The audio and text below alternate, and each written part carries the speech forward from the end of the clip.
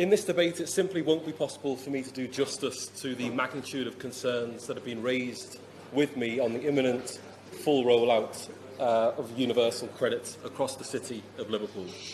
Disability charities, trade unions, civil servants, housing associations, private landlords, advice agencies, food banks, local councillors and the local authority have all provided me with briefings, with statistics and with case studies, for which I'm grateful, and which together paint a bleak picture of what lies ahead this autumn. Starting this month, job centre by job centre, full service UC universal credit will be rolled out across my constituency of Liverpool Walton in November and December. I'm here because of the people I've met in my surgeries and food bank visits, and because of the harrowing stories I've been told. I'm here because of people I've seen, people who are broken, who feel worthless and trapped in a cycle of poverty they cannot escape. Because the rollout of universal credit is only the latest onslaught of a benefit system that is stuck in Victorian times. Just the latest instalment of austerity for our city. A city that has borne the brunt of 8 years of cuts, which have hit the most deprived areas the very hardest. Our local authority budget has been slashed by 64%, £444 million since 2010. 40% of children in my constituency are growing up in poverty. And according to the Joseph Rowntree Foundation, Liverpool has the second highest level of destitution of any city in the UK. That is a lack of basic essentials, including food, shelter and toiletries. So this is the climate in which the government is imposing its flagship welfare policy. A policy that had cross-party support when it was launched in 2011, but is now a byword for institutional incompetence. 6 years behind schedule, universally unpopular, and according to the National Audit Office, likely to cost more than the system it replaces. Well, Frank, give way on that point. I'm very grateful. I have a case of a mum who has started a new relationship and consequently has been put onto universal credit because her partner's on it from another area, had her tax credit stopped at the end of May, and by the 31st of August they still had not started administering her application. If it weren't for the Mayoral Hardship Fund, Liverpool's Citizen Support Scheme and Cancook, who fed the family for 2 months, these people, this family, would be absolutely destitute. Does my honourable friend have similar experiences in his constituency? I'm grateful to my honourable friend, and I'll be coming on to some of the case studies and personal stories I've been told. The well-documented design flaws and unresolved administrative issues have seen tens of thousands of claimants plunged into debt, arrears and reliance on food banks.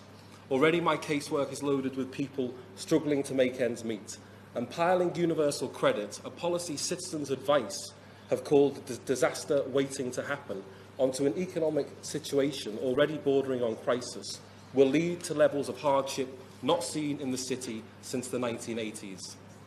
This is the last chance to apply the brakes, stop the rollout of universal credit and fix the flaws in its design and delivery. Universal credit lists its stated aims as to improve work incentives, reduce poverty and to simplify the benefit system, making it easier for people to understand and easier and cheaper for staff to administer. And who could disagree with that? But the findings of the National Audit Office back in June, universal credit is failing to achieve its aims, and there is currently no evidence that it ever will. Worse still, the evidence on the ground in areas where full service has been rolled out is clear. Not only is universal credit failing to meet its aims, but it is in fact having the precise opposite effect, punishing those in work, exacerbating poverty and creating an unwieldy, arduous and inefficient system that increases pressures on claimants and staff alike.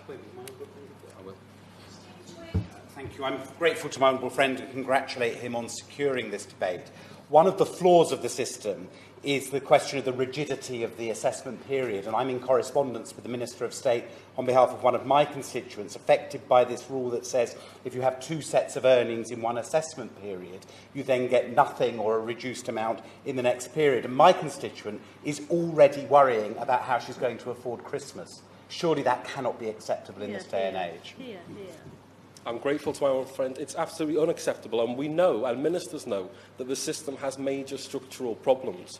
Payment of universal credit is 35 days in arrears, resulting in the common requirement for an advance payment. One local DWP member called the 5-week wait a scandal in itself, and that in practice it can take up to 12 weeks for claimants to be paid the correct amount. They also told me that the so-called advance payments put claimants even further in debt, as their future payments are reduced by up to 40% to claw the money back. This responds with data released by Citizens Advice.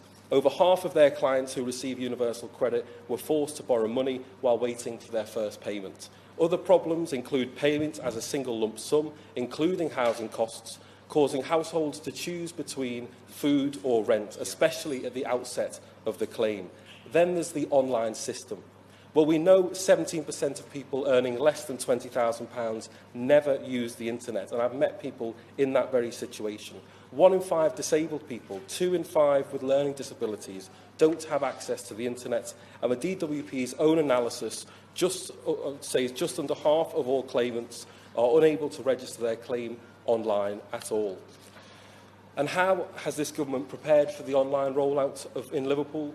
By closing 4 job centres, 2 in my constituency, 8 across Merseyside, in the very areas where claimant rates are highest. It beggars belief to take away the very facilities established to support those seeking work. Despite cuts, our local authority has set aside £50 million to protect the most vulnerable. And we have, I believe, one of the best benefit support services in the country, so that when people are in crisis, they can at least access emergency financial support, discretionary housing payments, the mayoral hardship fund and crisis payments. And Liverpool's benefit maximisation scheme costs £3 million a year, and their specialist advisors last year helped secure an extra £10.5 million for Liverpool families. But no ring-fence money has been provided by government for this. It is from general funds and reserves. And in the last 2 years has spent £1 million topping up discretionary housing payments, stopping countless people losing their homes before the rollout of universal credit has even taken place. Austerity has decimated our local council services, yet for years the local authority has acted as a sticking plaster over the worst effects of austerity. But this autumn's rollout of universal credit is expected to rip that away. I'm told they simply will be no longer able to cope. And one problem is that the DWP doesn't currently share data with local authorities. This means it's impossible to identify and support people with different types of needs for support. It shifts the burden of responsibility onto vulnerable people to seek out support services themselves. And the tragic reality is that we simply will not find these people until it's too late, until they've lost their home, until they're on the streets, until we find them in A&E, or simply they become one more suicide statistic. We know nearly 3/4 of housing association tenants on universal credit are in debt, compared to less than 1/3 of all other tenants. And Riverside Housing Association told me, the time of the planned rollout is particularly worrying as it comes ahead of Christmas at a time when historically our tenants struggle financially due to additional heating costs and the festive season, with debt and arrears increasing. The Trussell Trust reports in the past year, food bank referrals rose 52% in areas where the full service of universal credit has been introduced in the previous 12 months, compared to just 13% rise across the UK as a whole. And North Liverpool food banks say changes to benefits as the most common crisis suffered by families, and that's before the full service rollout has been conducted. And in the local private rented sector, the situation is even more critical. I spoke to one letting agent based in my constituency who told me that 100% of their tenants who are on universal credit are now in rent arrears, every single one of them. Letting agents complain of ongoing issues in securing direct payments of housing costs under universal credit, even when the tenant has given their explicit consent. One tenant, I was told, on live service universal credit was £700 in arrears, was moved on to direct payment, and then as soon as full service was rolled out in Bootle, in a neighbouring constituency, the direct payment stopped again, and the tenant is now £2,500 in arrears. And the letting agent told me, as others have stated, that they are at the point of refusing universal credit claimants altogether. I don't need a crystal ball to tell the Minister that if this rollout continues and the government presses ahead, we will see even more people living on our streets. Over 90% of local authorities surveyed by Crisis said they expect the rollout of universal credit to increase homelessness. And rough sleeping already has more than doubled under this government. And let's remember the first claimants to move on to universal credit were single unemployed job seekers, the so-called easy cases. And this autumn we will see people with much more complex circumstances transfer onto the system. And it's a sobering thought that the worst is yet to come. It's a scandal for ministers to proceed when basic failures in the system have not been fixed. I will give way.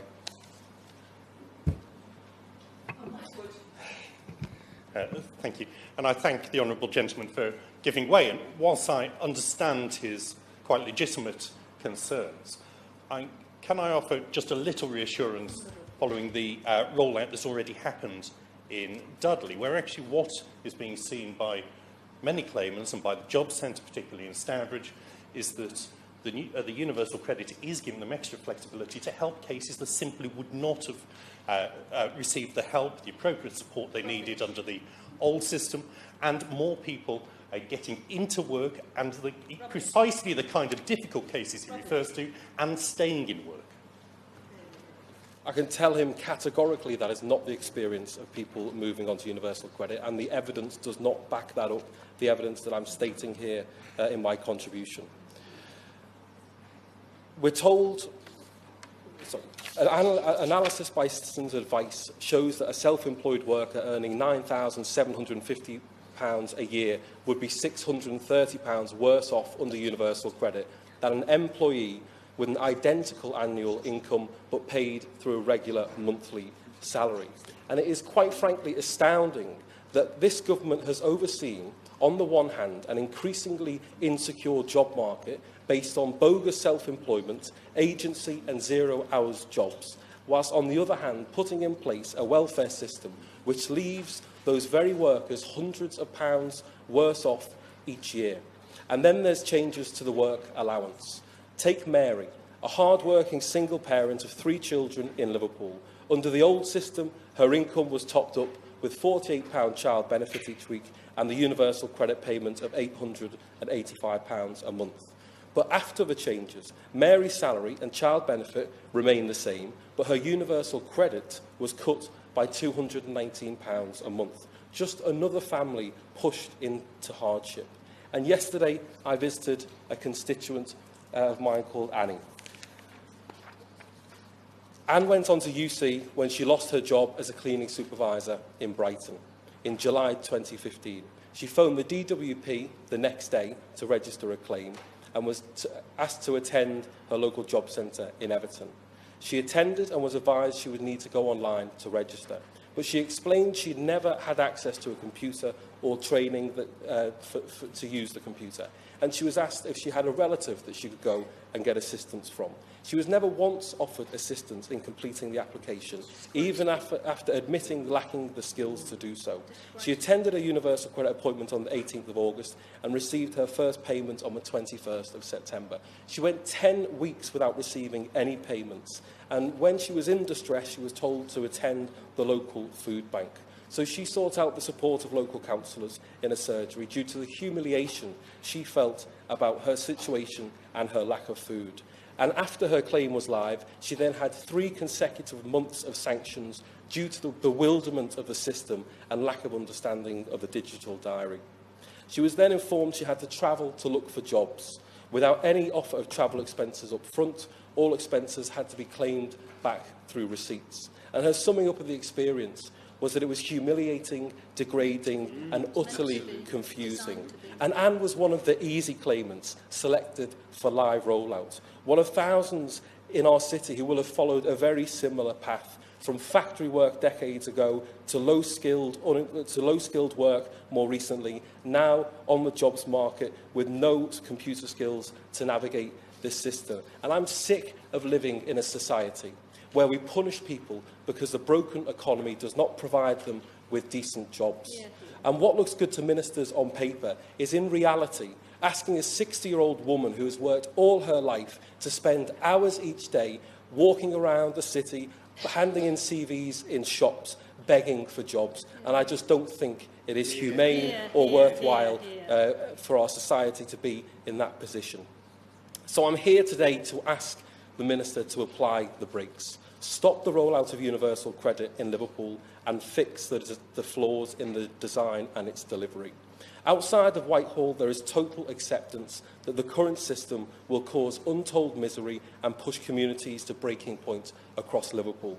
The government has thrown away cross-party support for its new benefits model that would simply simplify the welfare state and instead caused chaos. Universal credit could be accepted, but only when it works as it was originally intended. Ministers must remove the mandatory waiting period of 35 days, provide additional ring-fenced funding for local authorities based on local need, reverse the cuts to the work allowance and family premium, make sure that families making a claim for universal credit are at least as well off as they were under the previous system, remove the freeze on the benefits allowance and make sure welfare support reflects the needs of families, withdraw the disastrous two-child policy and carry out a full cumulative impact assessment on the impact of welfare reforms at a local level. And finally, ensure universal credit really does make pay work, while also carrying out its statutory duty of care to our citizens. The Director General for the Universal Credit Programme is Neil Cooling, and according to the Ministerial Code, he has responsibility for its implementation and he has the power to pause it. And I call on him urgently to use that power. He has, and ministers have, been warned about the impending crisis if they push ahead. I ask the minister to step back and evaluate. What is this policy trying to achieve? And I understand the predicament the department is in. It would cause a headache in Whitehall to pause this rollout. Changes are deeply embedded and it would be complex and expensive to stop. But that can't mean shut your eyes and hope for the best. 7 years ago, there was cross-party agreement on the principle of simplifying the benefits system and helping people into work. But this policy has unravelled because it was built on deeply flawed assumptions about what causes unemployment, designed in Whitehall by people who've never experienced poverty. It has become part of an agenda to undermine welfare provision and force the vulnerable and disabled to pay for an economic crisis caused by an elite. It is a joke that government talks about making work pay at a time when real wages are lower than they were 10 years ago. And the government has already been forced into a series of changes on universal credit. They've backtracked on the charges for the claimant helpline. They rolled back the 6-week minimum wait, albeit to only 5. They backtracked on 18 to 21-year-olds being excluded from housing allowance. The government knows this system is not working. And I just want to end on this. We urgently need to change the culture of the social security system from one that demonises people not in work to one that supports people and communities, that lifts people up rather than kicking them while they're down, that seeks to improve the pay and conditions of those in work rather than punish those who are in not. Decent wages, lifelong learning, a patient strategy of long-term investment. This is how we achieve a prosperous society, and I'll continue to make those arguments in this House. But right now, I only have one ask from the Minister. Pause the rollout of universal credit in Liverpool, fix it, and save my constituents the inevitable suffering that it will unleash. Thank you. Guy Upperman. Well, I congratulate the honourable gentleman in securing today's debate. I apologise to the House that the Minister for Employment is not able to be here, so I'm deputising on his behalf. We are introducing universal credit at a time when record numbers of people are in work and unemployment is at its lowest rate in more than 40 years. There have been 1,000 jobs a day created since 2010, and in respect of the North West region, over 3.4 million people are employed, up 268,000 since 2010 general election. The North West employment rate is 74.3%, That is up from 68.7% in 2010. Nationally, according to the labour market statistics released today, the unemployment rate is now 4%.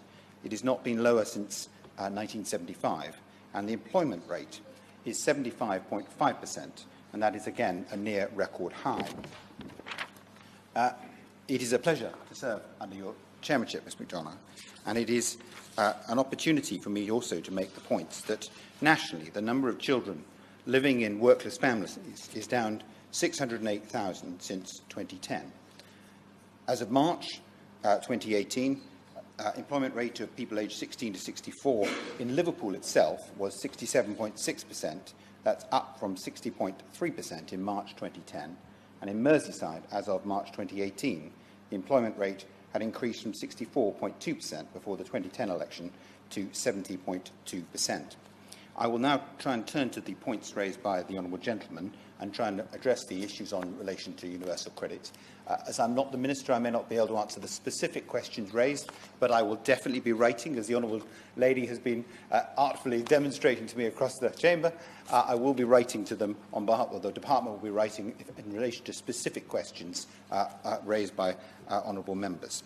The government believes that universal credit remains a vital reform.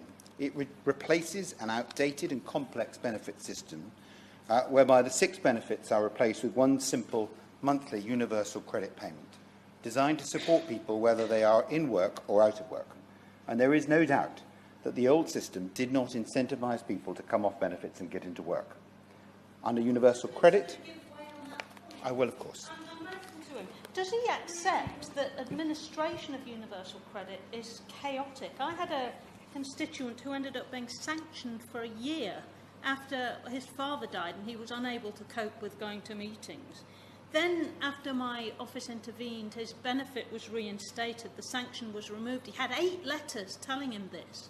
But when he received his first payment, which was supposed to be a back payment, it consisted of £5.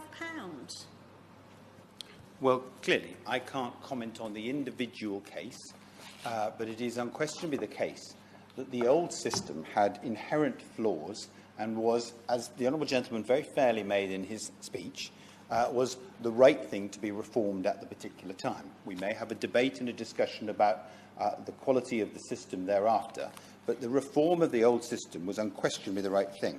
Under UC, claimants are better off when they move into work, they are better off when they progress in work, and under universal credit, the payment is gradually reduced as earnings increase, so claimants won't lose all of their benefits at once if they are on a low income. There is no 16-hour ceiling, there is no 16-hour floor, and there is no risk to your benefit as you move specifically into work. It also means that the more people work, the more money they get in their pocket, and we believe that universal credit lies at the heart of our reforms to transform the welfare system, because it supports those who can work and cares for those who cannot. The UC full service is available in approximately 63% of job centres in the Liverpool area, with the remaining to be rolled out in December, as the honourable gentleman outlined.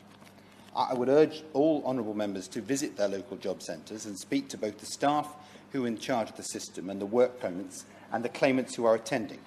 I myself have visited a number of job centres, sat in with the interviews selected at random with dedicated work coaches, held a jobs fair last Friday in Hexham with my Job Centre Plus, and going myself to another job centre this week. Of course. Thank the Minister for giving way, and as well as meeting with job centres, may I thank the Minister for visiting my constituency and also meeting with local advocacy organisations, representative groups and local charities who deal with people claiming universal credit on a day-by-day basis. What lessons and messages did he receive from those organisations in Dudley where the rollout has been completed over a year ago as to how the system has changed and improved with the tweaks that have been made? Well, the reality of the situation is that as the rollout is taking place across the country, there are good examples, as was seen when I visited Brierley Hill and his constituency, of excellent integration.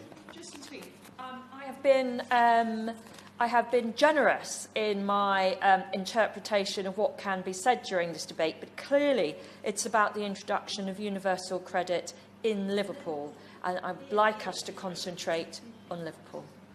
I totally accept that, but the integration of services, with respect, Madam Chair, is a matter that is nationwide, and the rollout is something that is happening across 430 job centres. Would you like to have a go at answering my question about administration of the benefit in Liverpool? Well, with respect, that is what I'm attempting to do and attempting to come to. The honourable gentleman, for example, raised the issue in relation to local authority funding. The Department for Work and Pensions provides local authorities with UC support funding and new burden funding to take account of additional costs. The local authority should provide the data, and he should be aware that £14 million has been paid out in this tax year alone. In relation to the managed migration, clearly there's been a universal credit full business case summary early this year. It shows that when UC is rolled out, it will deliver £8 billion worth of benefits to the UK economy every year. He mentioned, the honourable gentleman, in his speech to the Citizens Advice Bureau. He will be aware that only recently that they, when the changes were made to the universal credit, that they were quoted as saying these changes should make a significant difference to the millions of people who will be claiming universal credit by the time it's fully implemented.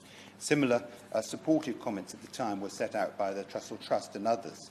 The point was raised in relation to the Honourable Gentleman for Liverpool West Derby, and I will ensure that the Department writes to him on the specific point. In relation to the lady from Everton, I will again, if he provides the details of the Department, I will ensure that a specific point is raised. And in relation to the constituent case of the Honourable Lady from Halewood, I will ensure that that point is addressed. It is important to mention that there have been significant changes on a test-and-learn approach to universal credit as it has been rolled out. Changes were made in November last year following the budget, and changes were made by the Secretary of State herself in June of this year. We have made a commitment that anyone we move on to universal credit without a change of circumstances will have their existing benefit entitlement safeguarded until their circumstances change. This is to accommodate the changes needed, and managed migration will be completed in 2023. We have also announced that people on legacy benefits receiving severe disability premium will stay on those legacy benefits, even if they have a change of circumstances until we move them. We will also look at the protection for people previously in receipt of severe disability premium who have already moved on to universal credit. We accept that we are in the middle of a fundamental... very briefly, but I have barely a minute. To answer the points about housing associations and private rented landlords who are saying they will no longer take universal credit claimants in the private rented sector. What is the department going to do to talk to housing associations, talk to landlords, and to stop a homelessness crisis hitting our city? Yeah. Well, I will ensure that the department gets in contact with the honourable gentleman to find out the specific details of which he complains. He will understand I can't specifically answer that particular point at the time, but contact will be made if he provides it, the explanation of the specific examples that are concerning him. It is definitely the case, though, that the individual job centres are working with the local authorities, working with the various charities on an ongoing basis. To finish, Madam Chairman, we are in the middle of a fundamental structural reform that is already changing lives. We will continue to work with claimants, partners, honourable members to resolve the issues and improve universal credit as it is rolled out across the country. I congratulate the honourable gentleman, who is a worthy successor to his predecessor, for securing today's debate. It is definitely the case that we call on all members to get behind this particular revolutionary reform, but I am grateful for the opportunity to set out the position today.